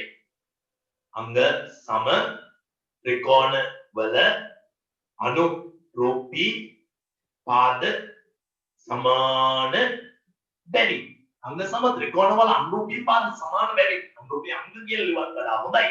ලියනවා පුතේ AP පාදය සමානයි හටද AP සමානයි CR වේ. AP සමානයි CR වේ. AP සමානයි CR වේ. කොහොම තමයි අපි වැඩේ කියන්නේ. තුන්වෙනි කොටස ලියා ගන්න වෙලාව දෙන්නම්. ඔබ හොඳට අහගෙන ඉන්න කියලා දෙන වෙලාව. හොඳ බලන්න පුතේ. AP පාදය සමානයි CR. ඇයි? ඒකට හේතුව තමයි සාධනය කළා. කෙටියෙන් ලියුවා සාකලා. ඇයි මේ යෙදින් සාධනය කළේ? AP පාදය CR ට සමානයි කියන්නේ. ඊළඟට AP පාදය සමාන වෙනවා PB පාදය. ඒකට හේතුව පුතේ දත්ත. දීලා තියෙන තොරතුරක්. AP ට PB සමානයි. දත්තය කියලා ලියුවා. හරි? නැත්තම් ABD මල. ABE මධ්‍ය ලක්ෂ්‍ය. කවුද? PB. AB පාදේ මධ්‍ය ලක්ෂ්‍ය PB. එහෙම ලියුවත් හරි. එම නිසා මොකක් නිසාද? අන් පළවෙනි ප්‍රත්‍යක්ෂය. කිසියම් රාශියන් සමූහයක් එකම රාශියකට සමාන වෙනවා. එකී රාශියෙන් එකිනෙකට සමාන. හරිනේ? CR උත් සමාන වෙලා තියෙන්නේ. PB උත් සමාන වෙලා තියෙන්නේ. එම නිසා CR පාදය සමානයි PB ට. CR පාදය සමානයි PB ට වේ. ඕන නම්බර හදන්න ලියනවා. ප්‍රත්‍යක්ෂ. දැන් CR පාදය මම ලියනවා පුතා. ඔන්න මෙහෙම. CR R පාදය සමාන්තරයි කාටද පුතේ? CR පාදය සමාන්තරයි PB ට. PB කිව්වට වඩා හොඳ එක සැරේට එහෙම නොකිය AB කියලා ලියමුකෝ. AB ඒකට හේතුව தත්ත්වය කියලා තිබුණා. එම නිසා එව නැත්නම් තව දුරටත් කියනවා. තව දුරටත් තවද කවුද? AB වෙනුවට මම දානවා AB ගෙන් කැලලක් උන PB. අපිට AB ම ඕනේ නැහැ අපිට PB තිබුණා බෑ. තවද CR පාදය සමාන්තරයි කවුද පුතේ?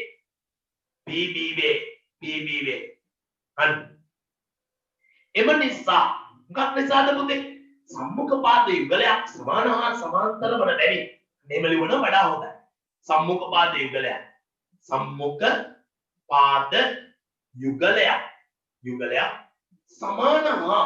සමාන හා සමාන්තර වන බැරි කවුද? PBCR සමාන්තරාස්ත්‍රය PBCR සමාන්තරාස්ත්‍රය කියලා අවසන් පිළිතුර අපිට ලැබෙනවා. ඊළඟට තව චූටි කාරණාවක් තියෙන බලමු ඒකේ ඉඳ තියෙන ප්‍රමාණයක කරන්න පුළුවන්. ඊගොල්ලෝ කිය PQ පාදේ ඕන්න මෙයා. ඔව් PQ පාදේ භාගයක් BC බවපෙන්. BC ගෙන් භාගයක් බවපෙන්. PQ පාදේ භාගයක් BC බවපෙන්. අහන්න චුට්ටක්. දැන් PBCR අන්නබුතේ මේ අකුරු මාරු වෙලා තමයි ප්‍රශ්නේ තියෙන්නේ. ප්‍රශ්නේ තියෙනවා ඒක ලියවනවා වඩා හොඳයි. මොකද්ද ප්‍රශ්නේ තියෙන්නේ? PRCB ඒක වැරද්දක් නෑ. නමුත් ඒක එහෙම තිබුණාම හොඳයි. යා කියන වචනයෙන් අපි උත්තර දෙනවා. එතකොට PRCB අපිට කියනවා සමාන්තරාස්ත්‍රය. උතියා දන්නවා නේද? සමාන්තරාස්ත්‍රයක සම්මුඛ පාද දෙකකින් සමාන. එහෙනම් උදාට කිසිම ගැටලුවක් නැතුව PR පාදයට PB පාදය BC පාදය සමාන කරතයි. ඇයි? PRCB සමාන්තරාස්ත්‍රයක් කියලා ඔප්පු කරගත්තනේ. එහෙනම් උදාට පුළුවන් PR පාදයට BC පාදය සමාන කරන්න. ඇයි? ඕනම සමාන්තරාස්ත්‍රයක සම්මුඛ පාද දෙකකින් සමාන. දැන් ඔයා දන්නව නේද පුතා? මෙන්න මේ පාදය සමාන. ඇයි දරුවෝ කලින් අංග සම ත්‍රිකෝණවල අංගම් යන්නේ? එම නිසා ඔබ දන්නවා PQ ගේ PR නැමැති දිග පාදයේ කොච්චර භාගය? ඇයි? PQ ට QR සමානයි කියත් PR පාදේ භාගයක් තමයි PQ. ඉතින් PR පාදේ BC පාදය සමාන වෙනවා නම් PQ ගේ භාගයක් PR නම් PQ ගේ PR ගේ භාගයක් නම් PQ ගේ BC ගේ භාගයක් කියලා කියන්න පුළුවන්. මොකද PR ට BC සමාන. තේරුම් නැත්නම් බලා ගන්න මම ඒක කරන්න. මොන පුතේ හතර වෙන්නේ. හොඳට අහගන්න. බලමු ලියනවා. PQ පාදය සමානයි QR. ඇයි පුතා? ඇයි මම PQ ට QR සමාන කරන්නේ? අංග සම ත්‍රිකෝණවල අනුරූපියන්. අංග සම ත්‍රිකෝණවල අනුවම්. එම නිසා PQ පාදය සමාන වෙනවා භාගයක් PR මේ හරිනේ පුතේ. ඒක සමාන කෑලි දෙකක් නම් මේ කැල්ල සමානයි තනි එකෙන් භාගය. ඉතින් අපි ලියනවා PQ පාදය PR පාදය සමාන වෙනවා BC. ඇයි පුතේ PR පාදය BC ට සමාන වෙන්නේ? සමාන්තරාස්ත්‍රයක සම්මුඛ පාද. සමාන්තරාස්ත්‍රයක් චූටියට ඇඳලා සම්මුඛ පාද. සමාන්තරාස්ත්‍රයක සම්මුඛ පාද. එම නිසා PQ පාදය සමාන වෙනවා භාගයක් BC වේ. ඇයි? PR ට BC සමාන නම් PR වෙනුවට මම BC ට ඔප්පු කරගන්න ඕනේ. PQ ගේ BC ගෙන් භාගයක්. ඔක තමයි අපිට කරගන්න ඕනේ. ආයෙත් සරයක් තියෙනවා ගන්න. PQ පාදයට QR පාදයේ සමාන. මක් නිසාද දත්තය නෑ අංග සම ත්‍රිකෝණවල අනුරූපියන්. ඒ නිසා අපි දන්නවා PQ කියලා කියන්නේ PR නැමැත්තගේ භාගය. PQ පාදයේ භාගයක් PR. ඉතින් PR ගේ සමාන වෙනවනේ පුතා BC ට. ඒ කොමක් නිසා PQ PR ගේ BC ට සමාන වෙන්නේ? සමන්ත රාෂ්ට්‍රයක සම්මුඛපාතයි කලින් ක්‍රමයේදී කියලා ඔප්පු කරගත්තනේ කලින් අවස්ථාවේ PRCB සමන්ත රාෂ්ට්‍රයක් නේ. දැන් එහෙනම් PRBC සමානයි. මොකද හේතුව මේක සමන්ත රාෂ්ට්‍රයක් නිසා. ආන්න දැන් PR වෙනුවට අපි දානවා කවුද? BC. ඒ නිසා PQ සමානයි භාගයක් BC වේ කියලා අවසන් කරනවා. තම තේරුණේ නැතිදරවන්න දුස්සන්නික. හොඳ අවබෝධයකින් යුක්තව රූප සටහන හරියට අරගෙන ගොඩක් වෙලාව දෙනවා මම ඒක පුතාලා ඉස්සරට කරගන්නකෝ. මම කරන්න පුතේ අපි try කරමු කොහොම හරි ඊළඟ ජ්‍යාමිතිය ගානක් හදන්න. අද මේ පේපර් එක ඉවර කරගත්තොත් ලෝක ජයග්‍රහණයක් මම කරනවා.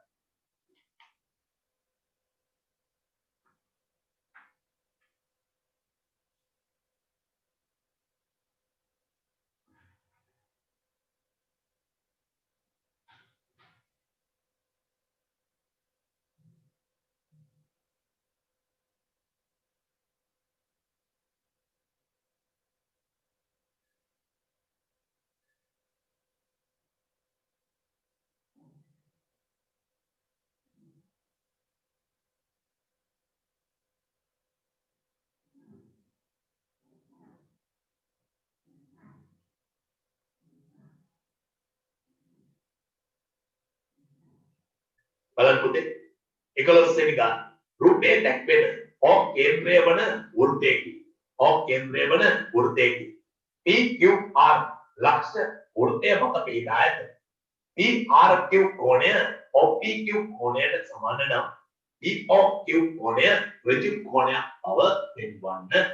POQ කෝණය ඍජු කෝණයක් බව පෙන්වන්න. ඔන්න මම 11 වෙනි ගාන මේ හදන්නේ.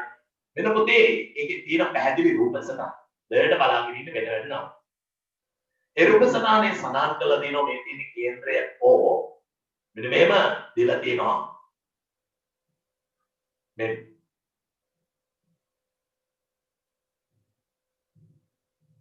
ඊළඟට මෙන්න මෙතන ඉඳලා මෙතනට මෙහෙම යනවා. මෙතන දීලා තියෙනවා පුතේ P මෙතන තියෙනවා Q මේක R මේක Q මේක O මේක P අපිට සඳහන් කරලා තියෙනවා පුතා මෙන්න මෙහෙම කතාවක්. PRQ කෝණය. PRQ කෝණය කියන්නේ මෙන්න මෙයා. ඊට පුතේ මේකට x කියලා. OPQ කෝණය. මෙන්න මෙයාව සමීකර මේ කෝණය අපිට සමානයි. ඒතර මේක x නම් මේකත් x කියන එක තමයි මම මේ කියන්න ඕන. අපිට ඔප්පු කරන්න ඕනි POQ කෝණය ඍජු කෝණයක් බව. මෙන්න මේ කෝණය අනුවම් බව තමයි අපිට ඔප්පු කරගන්න ඕනේ. ඒක තේරුම් ගන්න පුතේ. දැන් කෝණය අනුවම් බව ඔප්පු කරගන්න ඕනේ. එතකොට කොහොමද ඒක කරන්නේ? හොඳට අහන්න. ඔබ දන්නවා මේ තියෙන්නේ වෘත්තයේ අරය මේ තියෙන්නේ වෘත්තයේ අරය. එහෙනම් ඔබට පැහැදිලි වෙන කරුණක් තියෙනවා. ඒ තමයි පුතේ මේක x නම් අනිවාර්යයෙන්ම මේ කෝණය x වෙනවා. ඇයි? සමාන පාදයන්ට සම්මුඛ කෝණයේ සමානයි මේක x නම් මේක. මෙයා x කියලා දීලා තියෙන නිසා මෙයා x කියලා මෙයා මේ දෙන්න සමානයි කියව නිසා අර x නම් මෙයා x. එතකොට පුතාට පේනවද මෙන්න මෙතෙන් ඇවිල්ලා බලන්න. මෙන්න මෙතෙන් ඇවිල්ලා බලන්න. මේ තියෙන කේන්ද්‍රය මත ආපාදිත කෝණය. මේ තියෙන කේන්ද්‍රය මත ආපාදිත කෝණය. මේ තියෙන එම ඡාපයේ විතිරි ඛණ්ඩය මත ආපාදිත කෝණය. එතකොට කේන්ද්‍රය මත හදන කෝණය පරිධිය මත හදන කෝණය වේ ත්‍රිගුණයක් දෙගුණයක්. මෙතනගේ අංශ කණුවක් කියලා දීලා නැහැ නේ. ඒක බව පෙන්නන්න නෙමෙයි.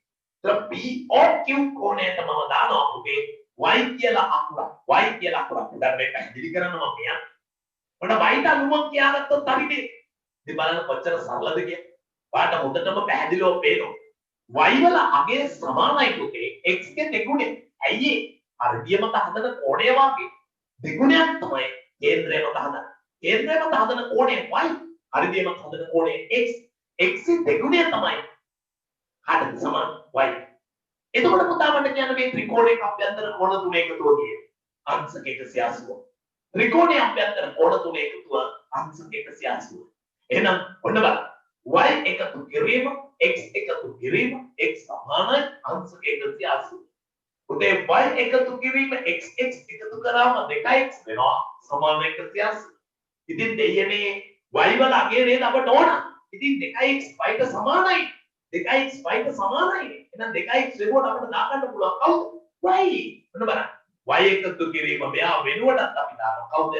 y සමානයි 180y. y දෙකයි y සමාන 180යි. දෙපසම දෙකෙන් බෙදුවම y වලගේ සමාන අංශ 90යි. දැන් මොකද කියන්නේ? කේන්ද්‍රය මත හදන කෝණය අංශ 90යි කියලා මෙතනදී අපිට y වලට අපි 90යි කියලා ඔක්කොම පාවිච්චි කරේ මෙච්චරයි. සමාන පාදයන්ට සම්මුඛ කෝණ සමාන නිසා අර x නම් මෙයන් x කියලා ගන්න. මෙයා x නම් මෙයන් x කියලා ගන්නවා මොකද හේතුව දත්තයෙන් දින දින එදෙන්න සමානයි. එහෙනම් මෙයාගේ අගය මෙයාගේ අගය මෙන් දෙගුණයක් තමයි මේ කේන්ද්‍රය මත හදන කෝණය. කේන්ද්‍රය මත හදන කෝණය. තේරුණාද පුතේ? එතන ඔයාලට මේ විදිහට උත්තර ලියන්න ඕනේ නම් අකුරු තුනක් අරගෙන ගණන් හදන්න හදරයි නම් මෙහෙම ඉංග්‍රීසි අකුරක් දාලා ගණන් හදන්න සමීකරණ අනුසාරයි. කිසි ප්‍රශ්නයක් නැහැ. ඔයාලට පුළුවන් මෙන්න මෙහෙම දෙයක් කරන්න. එතකොට ඔයාලා ලියන්න ඕන මේ ලස්සනේ POQ කෝණය y ලෙස PRQ කෝණය x ලෙස ගනිමු. කොහොමද? පුතේ මේව නැහැනේ. මේ මෙතකොට නැහැ. දැනට කියන්නේ මෙන්න මේ දෙන්න විතරයි අපි අකුරු දාගන්න ඕනේ. මේ දෙන්නට අකුරු දාගන්න. මෙයාට x කියලා දාගන්නවා, මෙයාට y කියලා දාගන්නවා. හරිද? එතකොට මෙයා x නම් මෙයා y. ඊට පස්සේ පුතාට පුළුවන් වෙනවා මෙයාගේ x නම් OPQ කෝණය x කියලා. OPQ කෝණය x කියන්නේ දත්තේ නිසා. මෙයා x නම් මෙයා x. දත්තේ කියනෝනේ මේ දෙන්න සමානයි කියන්නේ. එහෙනම් පුතේ මෙයාට සමාන නිසා මෙයා x වෙනවා. ඇයි යා x වෙන්නේ? යා x වෙන හේතුව තමයි මේ කෝණෙට සමාන වෙනවා. සමාන පාදයන් සම්මුඛ කෝණ සමාන වෙන නිසා. ඊළඟට අපි දන්නවා මෙන්න මේ සම්බන්ධය ওই ටික වහම බලන්න. ඔන්න බලන්න මම ඒක කරපු හැටි. දරපදාට පැහැදිලිනේ කරපු දෙයක්. කේන්ද්‍රය ආපාතිත කෝණය y පරිධි ආපාතිත කෝණය මේ දෙගුණයක්. එහෙනම් y ගේ අගය සමානයි x ගේ දෙගුණය. x ගේ දෙගුණය 2x සමානයි y.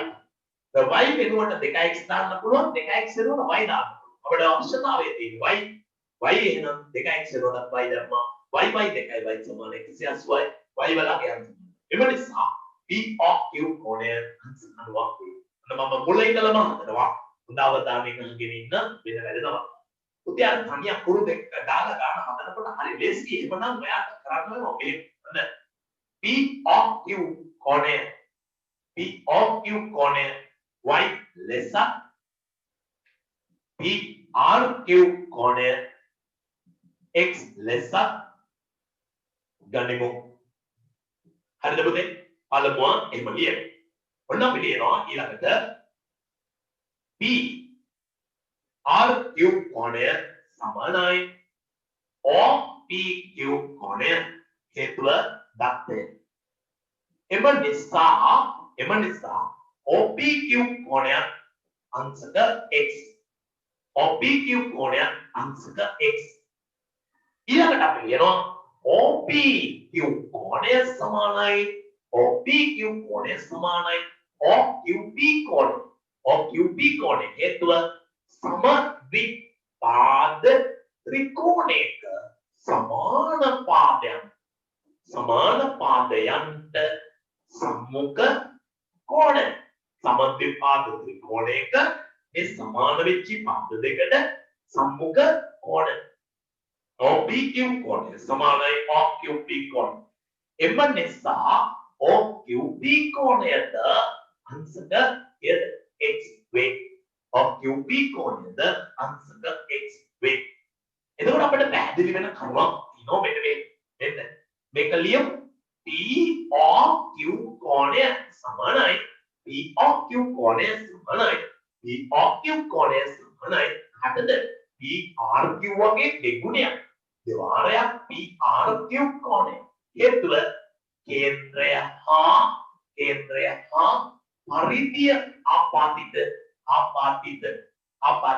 කෝණ. කේන්ද්‍රය හා පරිධිය ආපාතිත කෝණ. කේන්ද්‍රය හා පරිධිය ආපාතිත කෝණ. කේන්ද්‍රය මත හදන කෝණය y පරිධිය ආපාතිත කෝණය x. x ගේ දෙගුණය සමාන වෙනවා කාටද y.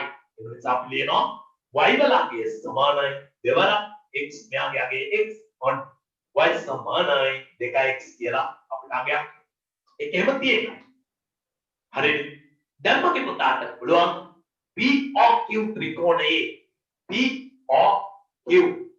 POQ ත්‍රිකෝණයේ අභ්‍යන්තර කෝණ වල අයිතිය 180ක් බැරි. අපිට පුළුවන් x එකතු කිරීම y සමානයි අංශක 180යි. x එකතු කිරීම y සමානයි අංශක 180යි. එතකොට x එකතු වුණාම 2x දාන y සමානයි අංශක 180යි. ඉතින් පුතා 2x වෙනකොට අපිට y දාන්න පුළුවන්. y එකතු කිරීම y සමානයි 180යි. දැන් අපිට පුළුවන් y එකතු කළාම 2y සමානයි අංශක 180යි. ඊට පස්සේ පුතාට පුළුවනි මේ පැත්ත දෙකෙන් බෙදලා මේක දෙකෙන් බෙදුවා y වලගේ අංශක 90යි. අන්න ලියනවා එම නිසා p of q කෝණය අංශක 90 බව කිව හැක පෙන්වා දිය හැක. ලෝක තමයි පුතේ අවසන් පිළිතුර ඒ සම්පූර්ණ කරගන්න ඉක්මනටම පොඩිසටහනක් දාගන්න මහලොකු දෙයක් නෙමෙයි අමාරුනේ හරිම සරලයි මේ බලන්න මේ පාදයට මේ පාදයේ සමාන නම් ඒ සමාන පාදයට සම්මුඛ කෝණ සමානයි එතකොට මේක x නම් මෙයාත් x වෙනවා දක්ෂ දීලා තියෙනවා මෙයාට සමානයි එයා x නම් මෙයා x එතකොට y වලගේ සමානයි කේන්ද්‍ර ආපත්‍ය කෝණය පරිධිය ආපත්‍ය කෝණය වෙන දෙගුණයක් එතකොට මේක y ටගේ සමාන වෙනවා 2x ත්‍රිකෝණයේ අභ්‍යන්තර කෝණ තුන එකතු අංශක 180 වල නිසා y වලගේ අංශක 90 කියලා. හරි යන්නේ ලියන්න ඕනේ පුතා. එම නිසා p of q කෝණය ඍජු කෝණයක් වේ. p of q කෝණය ඍජු කෝණයක් වේ. මෙස්ත පාසලක 11 ශ්‍රේණියේ ළමුන් 48 දෙනෙකුගේ ආසනට පැමිණි ආකාරය පයින් හෝ වෙනත් ක්‍රමවලින් කරන ලද විමසුමකදී අනාවරණය වූ කරුණු පහද දැක්වේ. මෙම තොරතුරු විමසුමට සම්බන්ධ වූ පිරිමි ළමුන් සංඛ්‍යාව 30යි. පිරිමි ළමුන් 12 දෙනෙකුගෙන් වෙනත් ක්‍රම මගින් පාසලට පැමිණෙති. පයින් පැමිණි පිරිස ගැහැණු ළමුන් ගාන 8යි. පිරිමි ළමුන් ගාන දීලා තියෙනවා වෙනත් ක්‍රම වලින් පැමිණිච්ච අය දීලා තියෙනවා. පුතා දන්නවා මෙතන හොඳට මතක තියාගන්න ඕන කරුණක් තියෙනවා. ඒ තමයි පයින් පැමිණි ළමයි රවුමක් ගත්තොත් පයින් පැමිණි රවුමට පිටින් ඉන්න ඔක්කොම වෙනත් ක්‍රම වලින් පැමිණියයි. වෙනත් ක්‍රම වලින් පැමිණි අය රවුමක් ගත්තොත් ඒ රවුමට පිටින් ඉන්න ඔක්කොම පයින් පැමිණි අය. ඒක මතක තියාගන්න. ඊළඟට පිරිමි කියලා රවුමක් ගත්තොත් ඒ රවුමෙන් පිටින් ඉන්න ඔක්කොම ගැහැණු ළමයි. ඒක මතක තියාගන්න පුතේ. හොඳ අපි යනවා මෙහෙම. ඔන්න වෙන්රුප සතහනේ දීලා තියෙන තොරතුරු ටික ඇතුළත් කරන්න කියලා තමයි කියන්නේ 12 වෙනි ගානට. ඔන්න වෙන්රුප සතහන මම ඇඳා එක රවුමක් දීලා තියෙනවා පුතේ. ඒ රවුම තමයි මොනවාද? පිරිමි ළමයි. පිරිමි ළමයි. තව රවුමක් අඳිනවා. ඒ රවුම තමයි පුතේ වෙන ක්‍රමමකින් වෙන ක්‍රම වලින් පාසලට පැමිණියයි. එතකොට පිරිමි ළමයින්ගේ රවුමෙන් පිටේ ඉන්නේ ඔක්කොම පුතේ පයි ගැහැණු ළමුන්නේ. පිරිමි රවුමෙන් පිට ඔක්කොම ගැහැණු ළමයි. වෙනත් ක්‍රම වලින් රවුමක් තියෙනවා. ඒ රවුමෙන් පිටේ ඉන්න ඔක්කොම පයින් ආවයි. ඒක මතක තියාගන්න. මෙතන සරවත් පොළ කියන්නේ අපිට කියනවා මිස්ටර් පාසලක සිට ළමුන් 48 දෙනෙක් ගැන තමයි මේ සමීක්ෂණය කියන්නේ. කරලා තියෙන්නේ 48 දෙනෙක්. පයින් හෝ වෙනත් ක්‍රමවලින් ආපු ක්‍රම දෙකයි එක්ක පයින් එක්ක වෙනත් ක්‍රමවලින්. හොල් අනාවරණය වුණා. තොරතුරු විමසුමට සම්බන්ධ වූ පිරිමි ළමුන් සංඛ්‍යාව 30යි. දරුවෝ පිරිමි රවුම මත දානවා 30යි. සමීක්ෂණයට බඳුන් වූ පිරිමි ළමුන් ගාන 30යි. පිරිමි ළමුන් 12 දෙනෙකු වෙන ක්‍රම මගින් පාසලට පැමිණෙති. පිරිමි ළමුන් 12 දෙනෙකු දැකද පුතේ වෙන ක්‍රම වලින් පාසලට පැමිණියයි. බලන්න මේ ඉන්නේ වෙන ක්‍රම වලින් පාසලට පැමිණි පිරිමි ළමුන්. මේ ඉන්නේ වෙනත් ක්‍රම නෙමෙයි අනිත් එක. පයින් පැමිණිච්ච පිරිමි ළමුන්. ඒකත් ඕනනම් අපිට 10 එකක් දාලා රවුමම 30යි නම් මේක 12යි මෙතන 10. පයින් ආපු පිරිමි ළමයි 10. තව ඉන්නවා උදා පිරිමි ළමයි 12 දෙනෙකු වෙනත් ක්‍රම වලින් පාසලට පැමිණෙති. පයින් පැමිණෙන ගැහැණු ළමුන් කොහෙද පුතේ ඒගොල්ලෝ? පයින් පැමිණෙන ගැහැණු ළමුන් 8යි. පයින් කියන්නේ වෙනත් රවුමෙන් පිට. ගැහැණු කියන්නේ පිරිමි රවුමෙන් පිට. පිරිමි රවුමෙන් පිට වෙනත් රවුමෙන් පිට. 8යි එළිය 8යි. අන්න පයින් පැමිණි ගැහැණු ළමයි. පිරිමි රවුමෙන් පිට වෙන්නේ ගැහැණු ළමයි නිසා. වෙනත් රවුමෙන් පිට වෙන්නේ පයින් පැමිණි නිසා. ඊළඟට අහනවා මේක තව එක තොරතුරක් ගන්නේ නෑ. ඒක හොයාගන්න පුළුවන්. පුළුවන් පුතේ පුළුවන්. මේ රවුම 30යි. මේ දෙක එකතුව 30යි. 30යි 28යි. එහෙනම් මේක 10යි. එතකොට තමයි 48යි. ඔන්න කියනවා දෙවෙනි එක. පළවෙනි එක තමයි වෙන් රූප ප්‍රදානනේ මේ තොරතුරු ඇතුල් කරන්නේ. දෙවෙනි එකෙන් අහනවා ඉපද තොරතුරු විමසීමට සම්බන්ධ වූ ගැහැණු ළමුන් කී දෙනෙකු තොරතුරු විමසීමට සම්බන්ධ වූ ගැහැණු ළමුන් කී දෙනෙකු වෙන ක්‍රම මගින් පාසලට පැමිණියේ පුතේ මේ පිරිමිලාවෙන් පිටින් ඉන්න ඔක්කොම ගැහැණුනේ ඒ ගැහැණු ඉන්න 10යි 8යි 2 ඒකෙන් 10 දෙනෙක් ඉන්නවා වෙනත් ක්‍රම වලට පාසලට පැමිණිච්ච ගැහැණු ළමයි ඒ කියන්නේ පුතේ පයින් පැමිණෙන්නේ නැතුව වෙන ක්‍රමයකට පාසලට පැමිණි ගැහැණු ළමයි ඉන්න 10 දෙනෙක් ඇයි ගැහැණු ළමයි කියන්නේ පිරිමිලාවෙන් පිට නිසා පිරිමිලාවෙන් පිට පයින් රවුමෙන් පිට තේරුණාද පයින් කියන්නේ මේ ටිකනේ පුතේ ඉතල වෙනත් රවුමටයි 10 දෙනෙක් පයින් පැමිණි ළමුන් දැක්වෙන ප්‍රදේශ ඉහත වෙබ් රූපයේ අඳුරු කරා. පුතේ පයින් දැක්වෙන ප්‍රදේශ මේ වෙනත් රවුමෙන් පිටේ ඉන්න ඔක්කොම පයින්. පැමිණිච්චයි. පයින් පැමිණිච්ච අය දැක්වෙන ප්‍රදේශය අඳුරු කරා.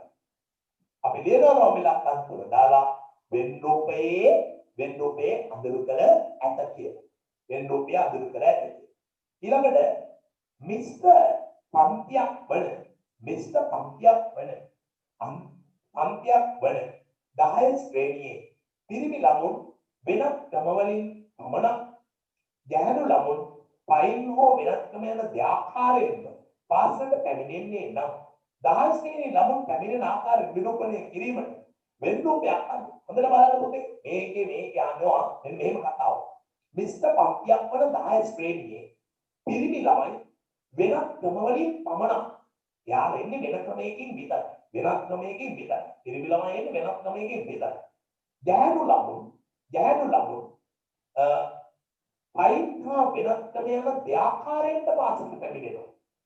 ගැහැණු ළමයින්ට පයින් හා වෙනත් ක්‍රම ආකාර දෙකකින් එනවා. නමුත් පිරිමි ළමයි එන්නේ මොකකින් විතරද පුතේ? පිරිමි ළමයි එන්නේ වෙනත් ක්‍රම වලින් විතරයි. ඔන්න පුතේ වෙන රූප සතහන අඳිනේ 4. අනිවාර්යයෙන්ම ත්‍රිකෝණාංශයක් ඇතුලේ නේ ඉන්නේ. ඔන්න පුතාට පේනවනේ දැන් වෙනත් ක්‍රම වලින් පැමිණෙන කියන එකට මම රවුම ගන්නවා. වෙනත් ක්‍රම වලින් පැමිණෙන රවුම. ඒකේ පිරිමි ළමයි ටික ඔක්කොම ඉන්නේ මේක ඇතුලේ. පැහැදිලිද පුතා? පිරිමි ළමයි ටික ඔක්කොම ඉන්නේ මේක ඇතුලේ. එතකොට මට කියන්න මේ ඉන්නේ පිරිමි ළමයි නම් පුතා මට කියන්න ගැහැණු ළමයි කොහෙද? ඔය රවුමෙන් පිට. එනවතර මේකයි. අන්න ඒකයි මේකයි. අපි අන්දාන්න කියලා නෑනේ. පිරිමි ළමයි ඔය. ගැහැණු ළමයි තමයි මේ. හරි මේ ගැහැණු ළමයි වෙනත් ක්‍රම වලටත් එනවා, පයින්ුත් එනවා. වෙනත් ක්‍රම වලට ගැහැණු ළමයි මේ ඉන්නේ, වෙනත් ක්‍රම වලට එන ගැහැණු ළමයි මේ ඉන්නේ. මේ ඉන්නේ පුතේ වෙනත් රවුමෙන් පිට. කියන්නේ පයින්. පයින් කියන ගැහැණු ළමයි මේ. ඇයි? ගැහැණු ළමයි කිව්වේ පිරිමි ළමයි පිට. පිරිමි ළමයි පිට ඉන්න ඔක්කොම ගැහැණු ළමයි මේ හරි දාපු කෑලි දෙකේම ඉන්නේ ගැහැණු ළමයි. පිරිමි ළමයින්ට පයින් එන්න කවුරුවත් නැහැ. එහෙනම් කෙලිම පිරිමි ළමයිට කියනවා තනිකම උපකුලකයක් කාගේ වෙනත් ක්‍රම වලට පාසලට පැමිණෙන ළමුන්ගේ කුලකයේ උපකුලකයක් පිරිමි ළමයි. මොකද පිරිමි ළමයි ඔක්කොම එන්නේ වෙනත් ක්‍රම වලට තමයි ඉස්කෝ. පිරිමි ළමයි එන්නේ වෙනත් ක්‍රම වලට. ආයි ගන්න කියවන්න පොතේ. මිස්ටර් පාත්‍යක් වන 10 ශ්‍රේණියේ පිරිමි ළමයි වෙනත් ක්‍රම වලින් පමණක්. ඒතකොට යාළුවනේ වෙනත් ක්‍රම වලින් විතරයි. 10 ශ්‍රේණියේ ළමුන් පාසලට පැමිණෙන ආකාරය නිරූපණය කරනවා. ගැහැණු ළමයි ආකාරයෙන් එනවා. ගැහැණු ළමයි පිරිමි ළමයි පිටේ ඉන්නවා. නමුත් යාළුවා දෙආකාරයෙන් එනවා කියන්නේ පයිලොත් වෙනවා වෙනත් ක්‍රම වලින් එනවා. ඒක නේ මම හරි දාලා පෙන්නලා තියෙන පුතේ ගැහැණු ළමයි ඉන්නනේ. දැක්කනේ? ඒතකොට දෙආකාරයෙන්ම ඒගොල්ලෝ නිරූපණය වෙනවා. මම මේ කතා කරේ පුතාලට බොහොම වටින පේපර් එකක්. බොහොම වටින ප්‍රශ්න පත්‍රයක් කියලා කිව්වේ ඒක වටින නිසා. හොඳට පුතේ. තුන්වෙනි කොටස ආයතනයක් කියන්නම් බලා ගන්න පුතේ හොඳව දාන්න. පයින් පැමිණෙන පිරිමි ළමුන් දැක්වෙන ප්‍රදේශය. අන්න පුතේ වචනේ වැරදි. මම ලියලා තියෙන්නේ මේ පයින් පැමිණෙන සියලු ළමයි. මම අඳුර කරලා තියෙන්නේ පයින් පැමිණෙන සියලු ළමයි. හොඳේ. මේ බලන්න කොහොමද කාලා කියවලා තියෙන්නේ මාගේ. පයින් පැමිණෙන පිරිමි ළමුන් දැක්වෙන ප්‍රදේශය. පුතා හොඳයි ඒක කිව්වේ. වෙනත් ක්‍රම රවුමෙන් පිට ඔක්කොම පයින් පැමිණෙන අයනේ. මම මේ ඇඳලා තියෙන්නේ වෙන් රූප සටහනේ පාට කරලා තියෙන්නේ පයින් පැමිණෙන ඔක්කොම ටිකනේ පුතේ. පයින් පැමිණෙන ඔක්කොම නේ අපට ඕන. පයින් පැමිණෙන කියන පිරිමි ළමයි කියන ටික විතර අපට ඕනේ. එතකොට මම මේ එළිය පාට කරපු එක අයින් කරන්න ඕනේ. හරි තුන්වෙනි ගාන ගැනයි කියන්නේ. පයින් පැමිණෙන පිරිමි ළමයි දැක්වෙන ප්‍රදේශය දැක්කද පුතේ? වෙනත්කම රවුමට පිට තේරෙනවද පුතේ? බලන්න පුතේ. ඔන්න වෙනත් ක්‍රමවලට පැමිණෙන රවුමෙන් පිට පිරිමි ළමයි කොටස. එතකොට වෙනත් ක්‍රමවලට එන අය තමයි මේ රවුමෙන්. ඒතර ඒ රවුමෙන් පිට ඉන්නේ ඔක්කොම පයින් එනවා. දැන් ඉල්ලන්නේ පයින් පැමිණෙන. හැබැයි පිරිමි ළමයි. පයින් පැමිණෙන පිරිමි ළමයි. එතකොට මෙන්න මේක පුතේ ඔය ගන්න මෙන්න මේක. පයින් පැමිණෙන පිරිමි ළමයි. පයින් පැමිණෙන පිරිමි ළමයි. ඔන්න ඔය පයින් පැමිණෙන පිරිමි ළමයි දැක්කන ප්‍රදේශය අඳුරු කරන්න තුන්වෙනි එක කලින් එක බැලුවා. මම මේ පිරිමි ළමයි කියන එක දැක්කේ. හොඳයි. අපහැදිලි දරුවන්ට උත්සාහ බලන්න. මේක මේ හතරවෙනි එක තේරුණාද බලන්න. මට කියන්නේ 10 ශ්‍රේණියේ පන්තියක් මිශ්‍ර පාසලක් තමයි. මිශ්‍ර පන්තියක් තමයි. හැබැයි මේ මිශ්‍ර පන්තියේ මොකද කියන්නේ? පිරිමි ළමයි ගෑනු ළමයි දෙකොල්ලම ඉන්නවා කියන එක නෙමෙයි කියන්නේ. හැබැයි පිරිමි ළමයි ඔක්කොම එනවා කියන්නේ වෙනත් ක්‍රමවලට. උන් අයින් වෙන්න කැමති නෑ. උන් එන්නේ වෙනත් ක්‍රමවලට විතරයි. ඒතර වෙනත් ක්‍රමවලට එනවා කියන එකෙන් අදහස් කරන්නේ කෙලින්ම යාලා වෙනත් ක්‍රම තුල ඉන්න වෙනත් ක්‍රමවලට පාසලට පැමිණෙන ළමුන්ගේ කුලකේ අනිතරම කීක උපකුලකයක් වෙනවා. අයි උපකුලකයක් වෙන්නේ. ඕකේ ගෑනු ළමුන් ඉන්නෝනේ වෙනත් ක්‍රමවලට එන. ඒ නිසා යාලට පිටක් වෙන්න කළා යාලා සම්පූර්ණයෙන් ඇතුළට යනවා. මොකද යාලට අයිති නැහැ පයින් ඉන්න. යාලා පයින් ඉන්නේ නැහැ. ඒතකොට යාලා එන්නේ වෙනත් ක්‍රමවලට විතරයි. බයිසිකලයකින්, බස් එකකින්, ලොරියකින්, ආතත් එක්ක කොහොම හරි එන්නේ අයින්නේ. දරවෙනත් ක්‍රමවල. ඒතර පයින් යන කියන එකට යා අයිති නැහැ. ඒ නිසා යාලා කෙලින්ම වෙනත් කියන රවුමේ උපකුලකයක් වෙනවා. ගෑනු ළමයි ගැන සඳහනක් නැහැ. ඉතින් උලක් නැහැ පුතේ. පිරිමි ළමයි පිටේ ඉන්න ඔක්කොම ගෑනු ළමයි. පිරිමි ළමයි පිටේ ඉන්න ඔක්කොම ගෑනු ළමයි. ඒතකොට මේකයි දෙකම ගෑනු. මේ වෙනත් ක්‍රමවලට එන ගෑනු. මේ වෙනත් රවුමෙන් පිටේ කියන්නේ පයි. අයින් වෙන ගෑනු.